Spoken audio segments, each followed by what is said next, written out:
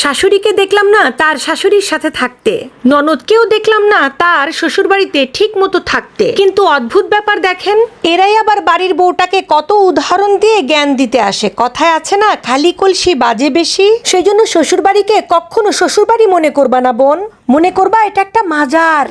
এখানে যারা থাকে তারা সবাই ওলিয়া উলিয়া পীর সত্যবাদী, শুধুমাত্র তুমি ইবলিশ। ঘরে বউয়ের সাথে কথায় কথায় চারালের মতো ব্যবহার করা পুরুষটা ঘরে 80 বছরের রসকস ছাড়া বৃদ্ধ বয়সের মতো ভ্যাস ধরলেও বাইরে যায় দেখবেন ওই পুরুষটা পরনারীতে আসক্ত হয়ে খিলখিলিয়ে হাসে। 25 বছরের যুবক হয়ে অন্য নারী নিয়ে পার্কে পার্কে ঘুরে, ডিজে পার্টিতে গিয়ে ডিজের তালে ডান্স দেয়, অথচ ঘরের বউয়ের সামনে আসলে ওর মাথায় ঠাডা পড়ে, কলিজার ভেতরে গজব পড়ে। আচ্ছা এই পুরুষরা, তোরা যারা এগুলা করিস, এটা কি তোদের দোষ নাকি তোদের চরিত্রের দোষ নাকি তোদের জন্মের দোষ? কমেন্টে বলে দিস তো। আসলে স্বামী কালো হোক বা সাদা হোক ওইটা কোনো ব্যাপার না, টাকা থাকুক বা না থাকুক ওইটাও কোনো ব্যাপার না, দরকার পড়লে আমি নিজে ইনকাম করে খাওয়াবো।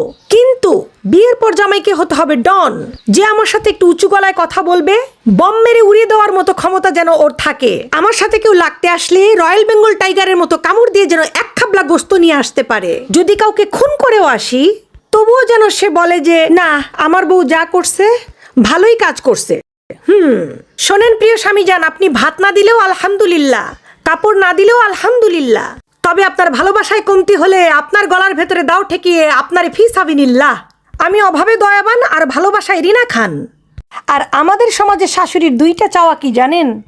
প্রথমত, বৃদ্ধ বয়সে ছেলের বউরা তাদের সেবা যত্ন করবে, কারণ শ্বশুর শাশুড়ি তো বাবা মায়ের মতো। আর তাছাড়া তাদের সেবা যত্ন করলে ছেলের বউদের তো সোয়াব হবে।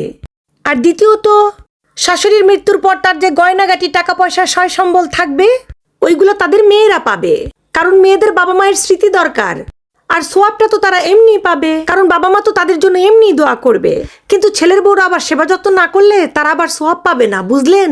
কারণ পৃথিবীতে যে কয়টা শাশুড়ি আছে সবগুলোই হলো তালুকদার বাড়ির মেয়ে, খান বাড়ির মেয়ে, চৌধুরী বাড়ির মেয়ে। আর যতগুলা বৌমা আছে সবগুলাই হলো ফকিন্নি বাড়ির মেয়ে।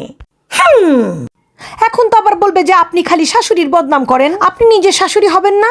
তাহলে শুনে রাখো, আমরা যখন শাশুড়ি হব তখন আমাদের ছেলের বউদের সাথে কখনোই গ্যাঞ্জাম হবে না, কারণ ছেলের বউও মোবাইল দেখবে, আমরাও মোবাইল দেখব। সারাদিন মোবাইল দেখার পর রান্নার টাইম যখন পার হয়ে যাবে তখন আমি আমার স্বামীকে আর আমার ছেলের বউ তার স্বামীকে ফোন দিয়ে বলবে দুপুরে খাবার নিয়ে আসতে।